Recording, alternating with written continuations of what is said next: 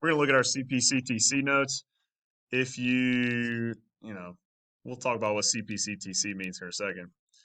I'm looking at a proof from your notes, this triangle proof here, and it doesn't really matter which proof you look at, but I picked this one. And we use this angle A is congruent to angle S. I don't have the word given right here, but given. And U is the midpoint of LG, UG is congruent to UL. We did all this stuff in this proof. And I have this stuff drawn on my picture up here. I've got angle A marked. I've got angle AUG marked, LUS, and angle S, all those marked. I've got the segment UG. I've got the segment UL marked. And we have proven that these triangles are congruent down here by angle, angle, side. What does it mean for triangles to be congruent? Well, everything about them is the same. Every angle, like angle A matches up with angle S. Those correspond. They are congruent. They are equal. All the sides are going to be congruent. They're going to have something in the other triangle that matches up with it exactly. So we didn't use all of the sides and all of the angles to prove that, those triangles are congruent. But we do know that everything about them is congruent. So, like, if I wanted to say angle G is congruent to angle L, like, we didn't mark those, but we know they're congruent because the triangles are congruent. Okay? And that brings us to CPCTC. So, CPCTC stands for corresponding parts of congruent triangles are congruent. That just means corresponding is the parts that match up. Okay, corresponding parts, the parts that match up of congruent triangles, so the triangles that are the same that we just proved are, congruent, are congruent. So when we got congruent triangles, everything that matches up is going to be congruent. So, like over here, we knew angle L and angle G were congruent. We didn't necessarily say that at any point in this proof, but we know they're congruent. Why are they congruent? By CPCTC. The corresponding parts of congruent triangles are congruent. So if I'm looking at a proof right here, I already have the givens mark. So I got AB is congruent to DE. That is congruent to that.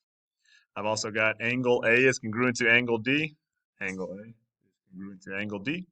And AC is congruent to DF. So if I were to look at this picture, I know that the triangles are congruent by side, angle, side. Okay. Now, we only used those three things to show that these triangles are congruent. That doesn't mean that everything else about them is not the same, because I know just looking at it, C is congruent to F. B, the angle B is congruent to angle E. So down here where it says angle C is congruent to angle F, well, how do I know that?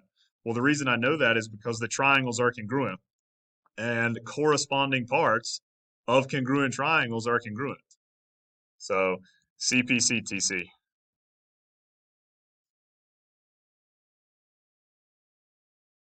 Let's look at another one. OM bisects LMN. I didn't write that anywhere down there in the proof, but we'll just accept that it's bisecting. We'll talk about that here in a second. So bisecting, cutting it in half. Angle LOM is congruent to NOM.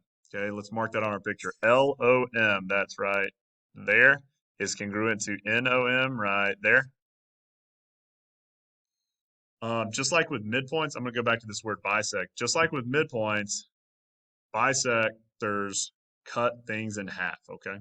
So OM, that line segment OM in the picture, it's cutting that angle in half, that LMN. All right, back to the proof. We got the given written down. MO is congruent to MO. I'm going to draw an X right there. That's going to be reflexive property.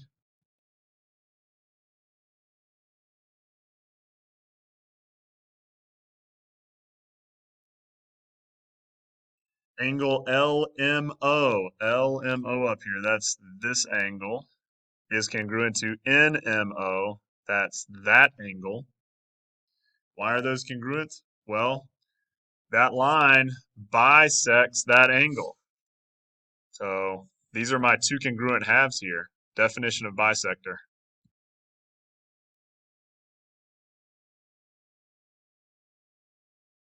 Definition of bisector. And if I were to look at one of those triangles, I can tell that the triangles are congruent by angle, side, angle. Okay. And just like in the previous proof, we didn't show all the angles and all the sides are congruent. We just showed two angles and the side in between them are the same. So that means that the triangles are going to be congruent. But I do know that all of the corresponding parts in congruent triangles are congruent. So why is ML congruent to MN? CPCTC. Okay. Let's look at this one.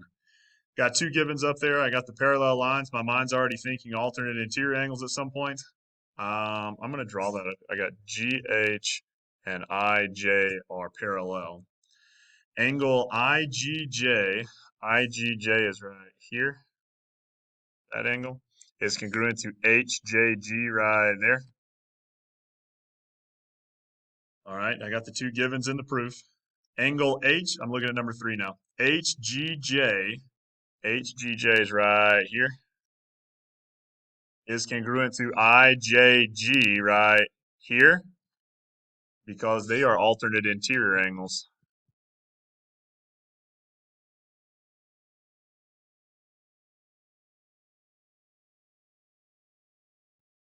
Alternate interior angles. Why is GJ congruent to GJ? Reflexive property.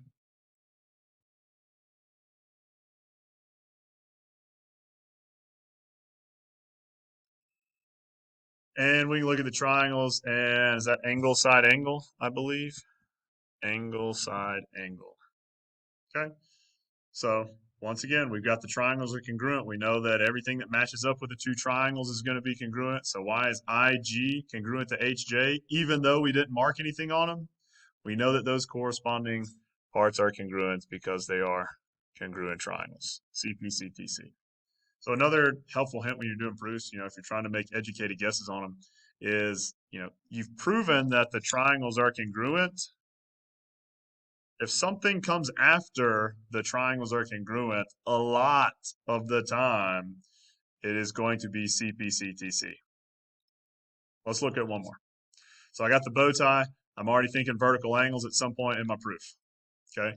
AB is parallel to DE. That's given. So let's draw some parallel lines here just to make sure.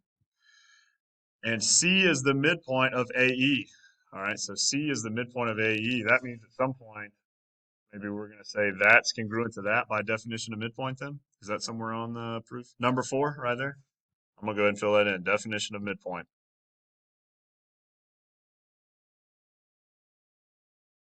So those are my two congruent halves since C is the midpoint of AE. Okay, let's go back up to the top. Angle BAC, so I'm looking at number 3. Angle BAC is congruent to angle DEC. That is congruent to that. And why are they congruent? Well, we just said those were parallel lines. They look like alternate interior angles to me.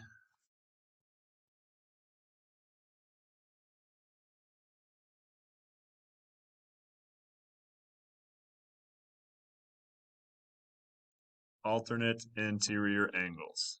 Okay. Angle ACB is congruent to angle DCE. ACB is right here. And DCE is right here.